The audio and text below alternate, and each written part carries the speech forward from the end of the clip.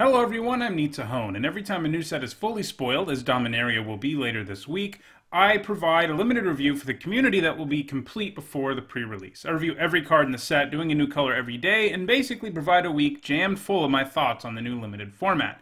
I use a letter grade system to express how good I think a card will be in the coming format. Those of you who know how I grade cards can stop watching now. I'm not doing anything different this time around. But if you're new to the channel, this video describes what each letter grade means. I'm going to use cards from Rivals of Ixalan to give examples of specific letter grades. Let's start with A. Cards that are an A are bombs and incredibly efficient removal and are the kind of cards that you want to be first picking or are so powerful that they pull you into their color, and playing them completely alters the game in your favor even if you were behind.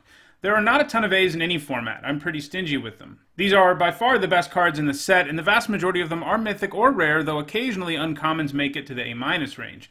Some examples of A's from Rivals of Ixalan are Rekindling Phoenix and Tetzimoc Primal Death. Rekindling Phoenix is a nigh unkillable 4/3 flying attacker, and Tetzimoc can wipe the board for you while providing impressive stats. If I give a card an A, it means that I would first pick it over all the other cards in the set, except for perhaps some of the other A's. Next, let's look at B's. These cards are obviously not quite as good as A's, but are still very good and are, in cases where there isn't a huge A-level bomb in the pack, which is most of the time, still cards I'm happy to take with the first pick. These are very good removal spells and very efficient creatures who don't benefit you quite as much as A's, but playing them usually goes a long way to helping you stabilize or pull ahead of an opponent. They aren't quite as game or draft warping as A's are, but seeing them past pick 4 or 5 is a pretty good signal that a color is open enough for you to jump into it. Most B's are uncommon rarity or higher, though occasionally commons can make it into the B range as well. Some examples of B's from Rivals of Ixalan are Crested Herdcaller and Bombard. These cards are very strong and can help shift the game in your favor and are good at any stage of the game since Herdcaller gives you 2 bodies for a good cost, and Bombard provides instant speed removal that kill a ton of creatures in the format. But they aren't cards that completely warp a game when they are played, like Rekindling Phoenix or Tetzimoc Primal Death. Both of these cards are cards I'm happy to first pick and ecstatic to get any later than that, though. In your average pack, in most limited formats, I would say your first pick is probably going to be in the B range on my scale, since there just aren't that many A's. Next, we have C's. This is what the vast majority of cards in a set are, and they appear at every rarity with regularity. They are solid and playable cards that you neither feel good or bad about having in your deck. They are decent creatures, like 2-mana 2/2s, and solid but not premium removal. Some examples of this from Rivals of Ixalan are Mutiny and Spirewinder.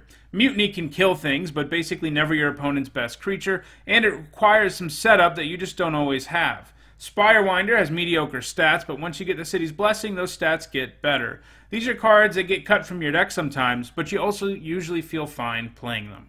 Next, we have D's. These are cards that are technically playable, but just barely, and are cards that you generally aren't happy to have in your deck. They usually only end up there when something went wrong in your draft, like being unsure about what colors you should be in, and so you don't end up with enough playables to avoid having to play these cards. These are cards that you feel bad about having in your deck, but are passable, and in most cases, when your draft goes right, they get cut. These are frequently vanilla creatures that don't offer anything but mediocre stats. Examples from Rivals of Ixalan are Canal Monitor and Sword Guardian. You play these when you were desperate for creatures. In the case of Sworn Guardian, sometimes you just didn't get enough 2-drops and you had to bite the bullet, but in an ideal world, these aren't making your decks. Finally, we have F's. These are cards that you should never put into your deck. They're just bad. Just like there aren't many A's in a set, there usually aren't that many F's, but they are always around. Weirdly, there are actually a decent number of cards at higher rarities in this category, since they often like printing unique and strange effects on cards of higher rarities. Some examples of F's from Rivals of Ixalan are Gruesome Fate and Blazing Hope. Gruesome Fate is a win more type of card. Chances are that if you have enough creatures in play that it helps you kill your opponent, you are going to win anyway, and when you don't have a board that is already imposing, it's bad, so it just isn't worth playing. Meanwhile, Blazing Hope has too narrow of an effect to remove creatures consistently, so you just don't want to have it in your deck. So in addition to these more clear-cut grades, there are also 2 categories of cards that I present more than one grade for. The first of these are sideboard cards. These are cards that generally you don't want to have in your main board, but are better in certain matchups out of your sideboard. An example of this from Rivals of Ixalan is Cleansing Ray. Having the ability to destroy vampires or enchantments is nice, but it's useless against an opponent who has neither. It's basically an F if you play it in your sideboard, but I think it gets as high as like a B- as it becomes one of the best cards in your deck against a deck that is both vampire and enchantment heavy. The other cards I will present 2 grades for are build-around cards. These are cards that are generally a D or an F in your average limited deck, but if you manage to get enough synergies for it, they become much better. An example of this from Rivals of Ixalan would be Oathsworn Vampire. It's basically a D, maybe even a D- in your average deck because it's a 2-mana 2/2 with a downside, but in a deck with lots of ways to gain life, it can push all the way into the C+ range.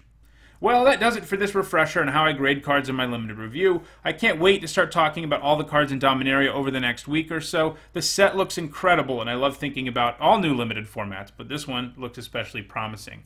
Thanks for watching.